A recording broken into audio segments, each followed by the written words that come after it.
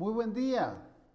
Mi nombre es Gundemaro Gramajo y es un gusto, es un placer poder saludarle a través de este medio.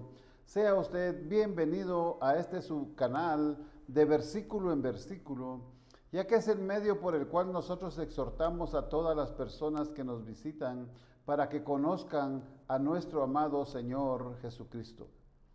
Mi estimado amigo, hermano que nos visita, sea usted bienvenido. Le contamos que el tema de esta mañana se titula La vara. Como usted ya sabe, la vara es una medida lineal tradicional de origen español, equivalente a 84 centímetros y sirve para medir el ancho y el largo de propiedades. Aunque últimamente ha sido reemplazada por el sistema métrico que contiene 1 metro 100 centímetros. Hay algo que todos creemos y creemos que en realidad todo lo sabemos, que todo lo que hacemos está muy bien y que todo es perfecto, que no hay nadie como nosotros. Y lo creemos en serio, mi estimado hermano, nos la creemos.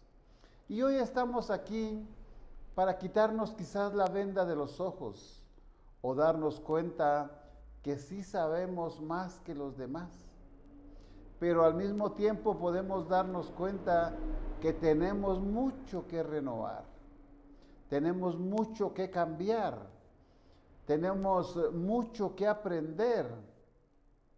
Por supuesto, todo esto mediante la palabra de Dios. En nuestras comunidades existen personas que llevan una vara o bastón, pero es como un símbolo de autoridad que la misma sociedad, el mismo pueblo les ha dado. En la palabra de Dios, ¿qué significa la vara? La vara es un símbolo bíblico que describe a una persona u objeto con muchas facetas, con muchas habilidades o aspectos, que representan el poder divino, que representan la autoridad, la guía, la disciplina y representan una vida nueva. Nos vamos a las Sagradas Escrituras, al libro de Números, capítulo 17, versos del 1 al 9, en donde nos revela que Dios hace que la vara de Aarón, entre otras de los líderes de Israel, reverdezca, que florezca y produzca almendras, para confirmar su elección como sumo sacerdote y silenciar las quejas del pueblo como señal de su autoridad. También en Éxodo capítulo 7 versos 10 al 12, en donde nos revela que la vara de Aarón se convierte en serpiente y devora las serpientes de los magos egipcios, demostrando así el poder de Dios. En el mismo Éxodo, capítulo 7, versos 20, Moisés y Aarón en presencia de Faraón también extendieron su vara y golpeó el agua del río Nilo y toda el agua del río Nilo se convirtió en sangre. Aleluya, ¿se da cuenta que tenemos mucho que aprender y poner en práctica?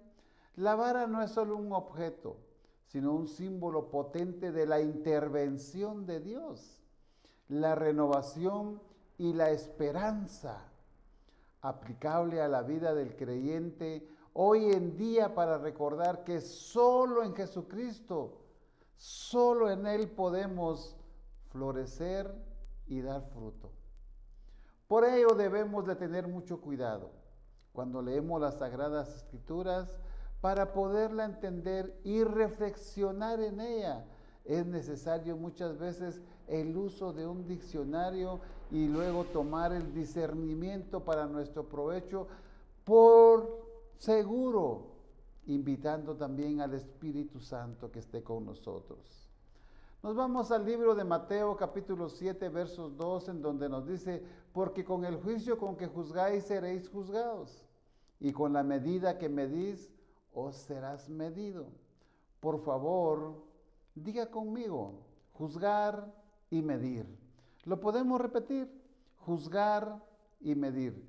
Son cosas prohibidas para nosotros. Juzgar es inmiscuirse.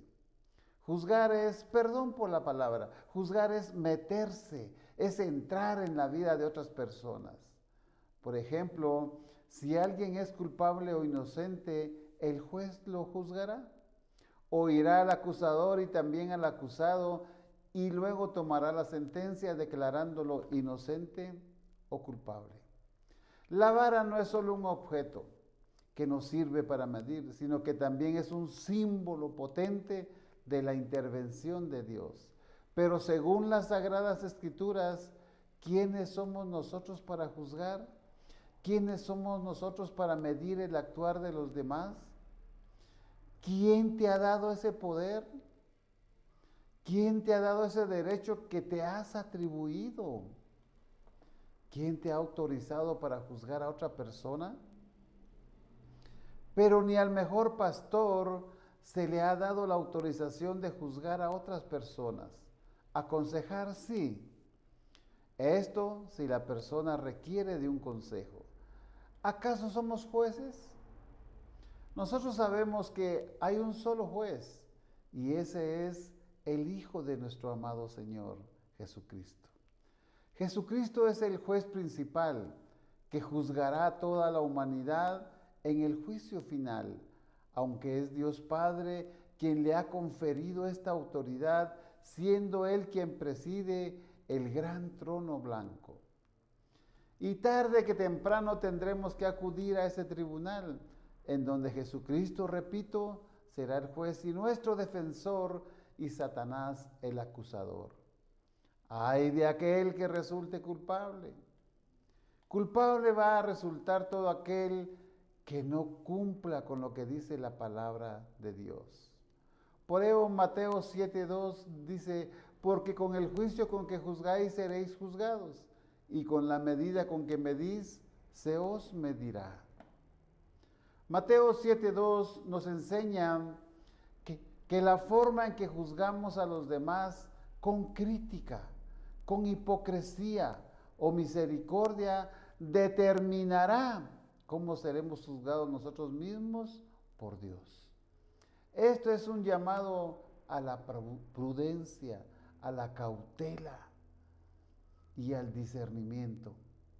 Antes de medir o juzgar a alguien, hay que pensar, hay que meditar, porque no somos jueces. Cuando juzgamos a alguien, estamos cayendo en la usurpación de funciones que no nos corresponden, ya que como cristianos sabemos que esta función únicamente le corresponde al Todopoderoso, nuestro amado Señor Jesucristo. Juzgar a otros estrictamente es intentar usurpar el lugar que se ganó nuestro Señor Jesucristo, quien es el único juez justo. Ya que si somos severos y críticos, seremos tratados con la misma severidad. Si somos misericordiosos, recibiremos misericordia. No se trata de no discernir el bien del mal, sino de hacerlo desde un corazón humilde, reconociendo nuestras propias faltas y no desde la condena y la superioridad moral. Lucas 6, 37 y 38 nos dicen, no juzguéis y no seréis juzgados, no condenéis y no seréis condenados, perdonad y seréis perdonados. El verso 38 dice, dad y se os dará, medida buena, apretada, remecida y rebosando, darán en vuestro regazo. Porque con la misma medida con que medís, os volverán a medir. Mi estimado hermano, las recomendaciones son, no juzguemos a los demás para que no nos juzguen a nosotros. No condenemos a los demás para que nosotros no seamos condenados. Perdonemos para que nos puedan perdonar. Demos a los demás y nosotros también recibiremos. Porque con la misma medida que nosotros midamos a los demás, Dios nos volverá a medir. Sí, Dios nos volverá a medir a todos nosotros. Pero Mateo capítulo 7, versos 3 al 5, en donde dice, ¿y por qué miras la paja que está en el ojo de tu hermano? ¿Y no echas de ver la viga que está en tu propio ojo? 4. ¿O cómo dirás a tu hermano, déjame sacar la paja de tu ojo, y he aquí la viga en el ojo tuyo? La palabra de Dios dice en el capítulo 5, hipócrita, saca primero la viga de tu propio ojo y entonces verás bien para sacar la paja del ojo de tu hermano.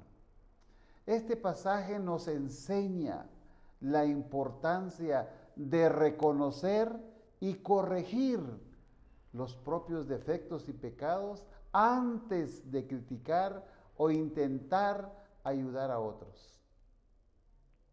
Nosotros debemos de enfocarnos en la humildad y la autoevaluación para poder ofrecer una ayuda genuina y no ser o caer en la hipocresía.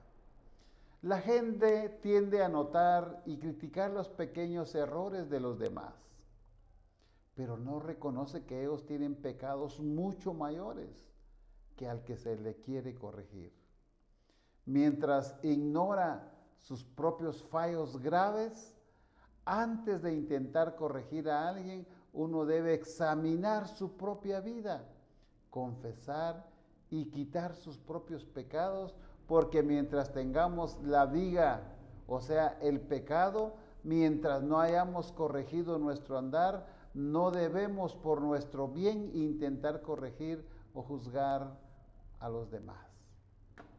Si usted, mi estimado amigo, ¿cuál sería el resultado si usted se quita la viga de su ojo? ¿Cómo sería el resultado al quitarse usted el pecado? Al quitarse usted el juzgar a los demás, al quitarse el acusar a los demás. ¿Qué sucede? ¿Cuál es el resultado? El resultado es para usted, porque la persona obtiene claridad y la capacidad para ver y ayudar correctamente a su hermano sin hipocresía. Esta palabra del Señor es una llamada a la autenticidad y a la autorreflexión, recordándonos que nuestra propia condición espiritual determina nuestra capacidad para ver y ayudar a los demás con amor y con verdad. Mateo 7:2, porque con el juicio con que juzgáis seréis juzgados, y con la medida con que medís os será medido. ¿Cuál sería la reflexión de esta lección, mi querido hermano? La palabra de Dios nos deja en nuestra mente y en nuestro corazón la enseñanza de no criticar y no juzgar a los demás. No juzguemos sus defectos, tampoco juzguemos sus faltas, porque si lo hiciéramos con la misma medida, nuestro amado Señor Jesucristo la vida usará para juzgarnos a nosotros, advirtiendo contra la hipocresía y la falta de evaluación y animando a la compasión y la humildad para no asumir el rol de Dios. Realmente, mi querido hermano, es importantísimo para nosotros reconocer que no debemos de juzgar, no debemos de inmiscuirnos en la vida de otros, porque no tenemos el derecho. A veces, en otras palabras, estamos más sucios que lo que estamos viendo, pero nos cuesta reconocer. Nos cuesta reconocer que quizás no llegamos a la altura de santidad de ellos, pero queremos corregirlos. Y todo eso realmente está muy malo. No juzguéis para que no seamos juzgados. No midamos para que no se nos mida con la misma manera que nosotros juzgamos. Vamos a darle gracias al Padre en oración. Padre bendito, esta mañana, Señor, te doy gracias porque sigues reconfortando con tu santa y bendita palabra mi corazón y mi mente para seguir buscando la claridad, para poder ayudar a alguien más, Señor. Gracias porque eres grande, porque eres nuestro papá y porque yo sé que nos juzgarás, Señor, con toda tu ley. Pero en el nombre de tu Hijo amado, nuestro Señor Jesucristo, yo te lo agradezco y te lo pido, bendito Dios, y te digo, ten piedad de nosotros, que tu amor y tu misericordia quede en nuestros corazones. Amén.